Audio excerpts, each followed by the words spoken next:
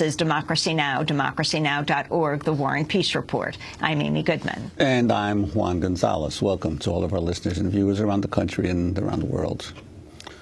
We turn now to Syria. On Wednesday, President Obama declared unequivocally that the United States has concluded that the Syrian government carried out a deadly chemical weapons attack on civilians last week.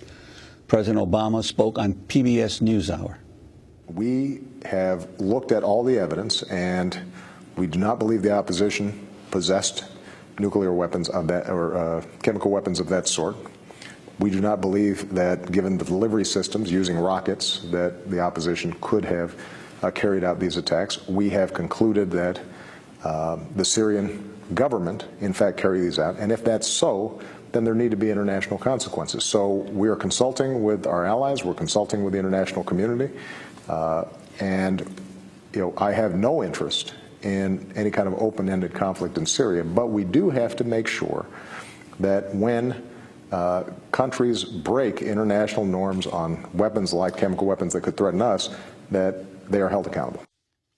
During his interview on PBS NewsHour, Obama did not present any direct evidence to back up his assertion that the Syrian government was behind the attack.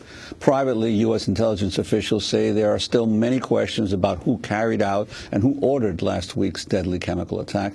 In interviews with the Associated Press, multiple U.S. officials said this is, quote, not a slam dunk, a reference to then CIA Director George Tenet's insistence in 2002 that U.S. intelligence showing Iraq had weapons of mass destruction was a, quote, slam dunk. Unnamed U.S. officials told the New York Times there is, quote, no smoking gun that directly links President Bashar al-Assad to the attack. On Wednesday, an informal meeting of the United Nations Security Council failed to reach an agreement after Russia and China opposed any authorization of force in response to last week's alleged chemical attack in Ghouta. The U.S. is also facing resistance from its closest ally, Britain. After domestic pressure, British Prime Minister David Cameron announced he'll seek parliamentary authorization for using force against Syria, and only after UN inspectors complete their current mission. For more, we're joined by two guests. In London, Tariq Ali is with us, editor of the New Left Review. He recently wrote a piece for the London Review of Books blog called On Intervening in Syria. He spoke yesterday in London at a rally opposing the bombing of Syria. And in Washington, D.C., we're joined by Steve Clements, Washington editor-at-large for The Atlantic and senior fellow at the New America Foundation. Stephen Clements, let's begin with you. What is your assessment of the evidence that the United States has and what the U.S. should do in Syria?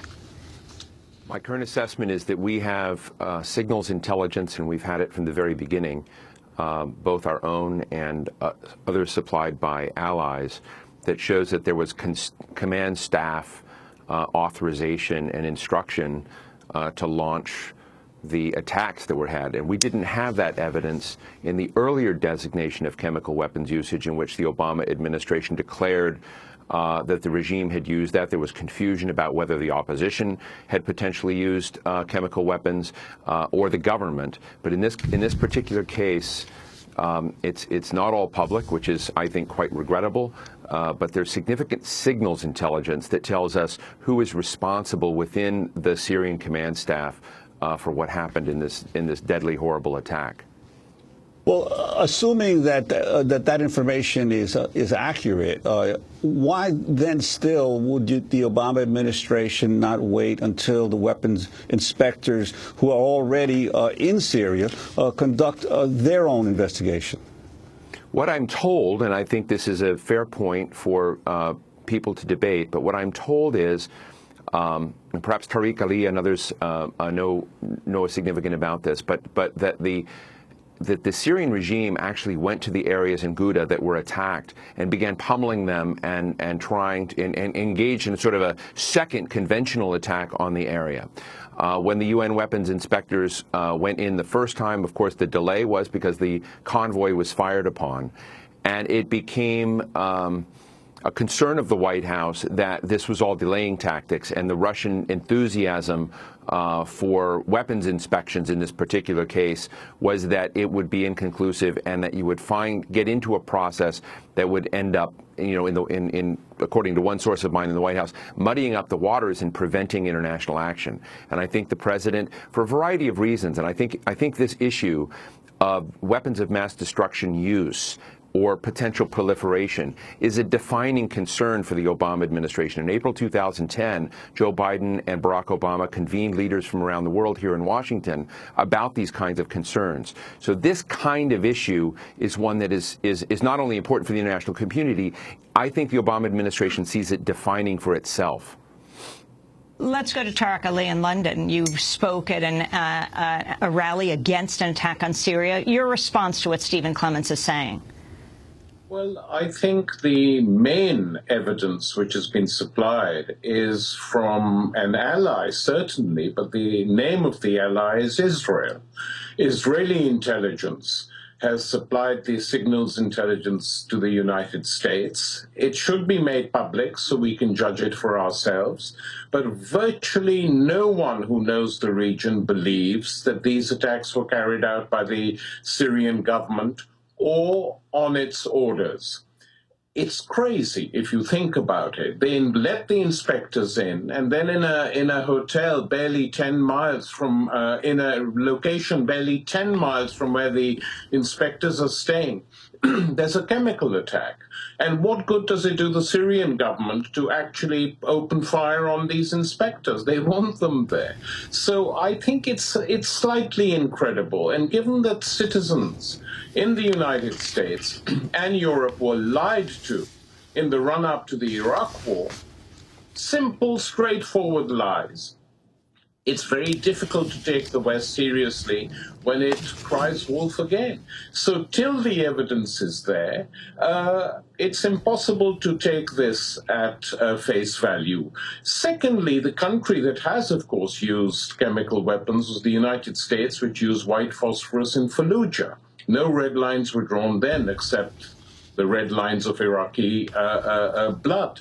Thirdly, why is the United States wanting to do this? And I think the reasons are to do with the situation on the battlefield in this awful, ugly, depressing civil war, which is that the opposition to the regime had been losing out, and effectively the West wants to improve the relationship of forces on the field. They've sent in more arms to the opposition, whoever it may be, and it's dubious in many cases.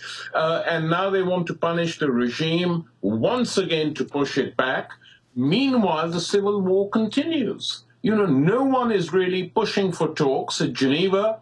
The opposition refused to come and participate in these talks, and what is required is a political solution. Otherwise, you have endless war. And this policy of Obama, we're not going in for regime change. I think he's right about that. He's not misleading us, but we're basically wanting to weaken the regime so the civil war continues. What other option is there? Tariq, I'd like to ask you. Tariq, I'd like to ask you about what the potential impact is of yet another U.S. military attack on another Arab country, especially in view of the fact that Syria has a mutual defense pact with Iran, and what would be the possible repercussions of such an attack? Well, I think the Iranian regime has made a very strong statement, whether it's pure bluff, we don't know, saying that if Syria is attacked, they will retaliate as they see fit. And this is a regime which has been recently elected, the new government, which people said was going to be very different from Ahmadinejad, and yet is saying exactly the same things that the prior government was saying to this, that an attack on Syria will be taken as an attack on Iran because of their defense pact. And they have the possibility, of course, of escalating in Iraq, of escalating in Lebanon, and escalating in Afghanistan, 3 battlefield areas where the United States are involved, which I think is one reason that there's been a lot more caution in the Pentagon and from British military officers who've been on television screens, you know, recently retired, who were involved in Iraq, saying that there is no justification for this war. People are extremely worried about the consequences. I mean, in Britain, we have 70 conservative members of parliament, the ruling party from the coalition, saying they will not vote for a war. 80% of the population is opposed to it. So, of course, the United States can push it through, and probably the British government, which, you know, is a sort of vassal state type outfit, will go along with it, but against the will of a huge majority of its people. Stephen Clemens, your response. Well, Tariq Ali is an outstanding intellectual, and I'm a fan of much work. I disagree with him on the question. I mean, I was one of the first to raise the issues of the opposition somehow getting access to chemical weapons when we saw the lower yield use. I respectfully disagree with him in this particular case, and the Syrian government has an opportunity. There was an attack, and there was a missile-launched version of these chemical weapons. If a rogue general or a rogue command staff element of the Syrian regime was responsible in trying to help the opposition scream past a red line, that's an option the Syrian government can reveal to the world, but that doesn't appear to be what happened. The only thing I would say where I substantially disagree is that in the run-up to the Iraq War, which I, as you know, Amy, you and I discussed this many times, which I also opposed on a variety of grounds, you had an administration at that time under Bush and Cheney that didn't care about evidence whatsoever because they just wanted to go to war. They just wanted to settle old scores with Saddam Hussein, and to a certain degree, they opened up much of the nightmare that we've seen in the Middle East. This is an administration under Defense Secretary Chuck Hagel, Barack Obama, his Chief of Staff, Dennis McDonough, who have been working hard not to get more deeply engaged, to try to not have the third major military intervention there. And that is what I find unusual and frankly more compelling about this.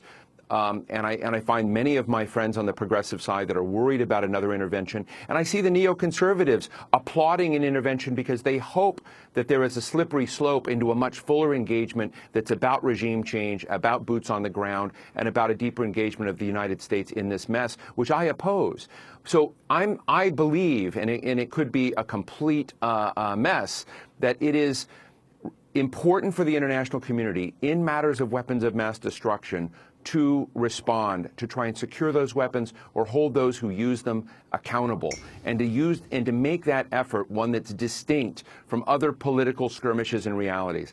I believe, and it may be too fine a needle to thread, that there's a way to get from the attack that I think is impending and that I think will happen towards some form of peace process that is inclusive of all parties. I think Tariq Ali is absolutely right that the opposition didn't want to go and participate last time, but perhaps the effort now to strengthen the U.S. position but not overthrow Bashar al-Assad gives everybody an opportunity to pause and come back. Perhaps that's a naive view, but this is an administration that, frankly, I find does not want to go to war, and that's why I think that the evidence that they're trying to bring to bear and the actions they're considering are quite different than what happened in Iraq. And I suppose I'm admitting that I'm supportive of this action, and it is awkward to support it because I know that it could have profound unintended and unexpected consequences. But I do believe that the president is on the right track. We're going to break for a minute, and then we're going to come back. Stephen Clemens, editor-at-large for The Atlantic, a senior fellow, New America Foundation. Tariq Ali, editor of the New Left Review. He's speaking to us from London. Stay with us.